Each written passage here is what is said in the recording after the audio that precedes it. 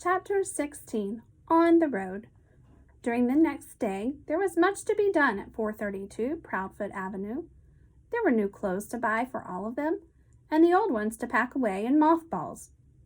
Then Mrs. Popper had to scrub and polish and straighten the whole place, for she was much too good a housekeeper to leave everything at 6s and 7s while the Poppers were away. Mr. Greenbaum sent them their first week's pay in advance. The first thing they did was to pay off the man who had installed the freezing plant in the basement. He had been getting rather uneasy about his money, and after all, without him, they could never have trained the penguins. Next, they sent a check to the company who had been shipping the fresh fish all the way from the coast. At last, everything was done, and Mr. Popper turned the key in the door of the little house. They were a little late in arriving at the railway station on account of the argument with the traffic policeman. The argument was on account of the accident to the 2 taxicabs. Well, with 4 Poppers and 12 penguins, not to mention the 8 suitcases and pail of water with the live fish for the penguins' lunch, Mr. Popper found that they could not all fit into one cab, so he had to call a second one. Each of the taxi drivers was eager to be the first to get to the station and surprise the people there by opening the door of his cab and letting out 6 penguins. So they raced each other all the way, and in the last block they tried to pass each other, and one of the fenders got torn off. The traffic officer naturally got very much annoyed. The train was about to pull out of the station when they arrived. Even with both taxi drivers helping them through the gate and over the brass rails and onto the rear observation platform, they barely made it. The penguins were gasping. It had been decided that Mr. Popper should ride in the baggage car with the penguins to keep them from getting nervous, while Mrs. Popper and the children should ride in one of the Pullmans. Because of getting on at the observation end of the train, Mr. Popper had to take the birds through the whole length of the train. It was easy enough to get them through the club car, even with the pail of fish to carry. In the sleeping cars, however, where the porter was already making up some of the berths, there was trouble. The porter's ladders offered too much temptation to the penguins. There were a dozen happy orcs from a dozen ecstatic beaks. Popper's performing penguins, completely forgetting their discipline, fought to climb the ladders and get into the upper berths. Poor Mr. Popper!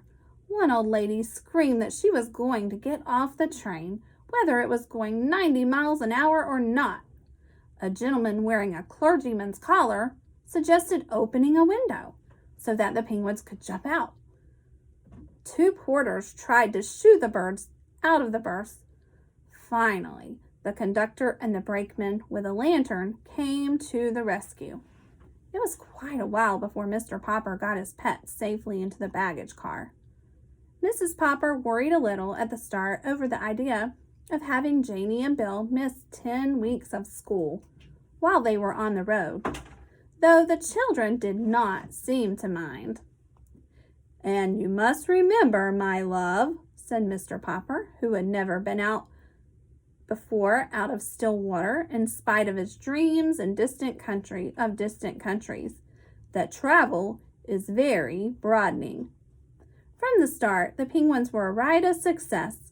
Even their opening performance in Seattle went off without a hitch, probably because they had already rehearsed on a real stage. It was here that the penguins added a little novelty number of their own to the program. They were the first thing on the bill. When they finished their regular act, the audience went wild. They clapped and stomped and roared for more of Popper's performing penguins.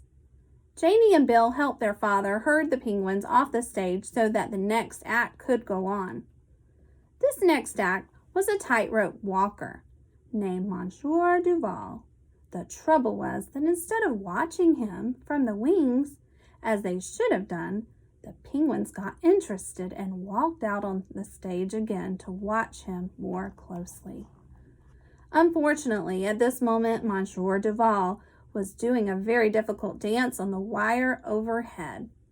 The audience, of course, had thought that the penguins were all through and were very much pleased to see them return and line up with their backs to the audience and look up at Monsieur Duval dancing so carefully on the wire high above them. This made everyone laugh so hard that Monsieur Duval lost his balance. "Ork!" said the penguins, waddling away hurriedly in order not to be under him when he fell.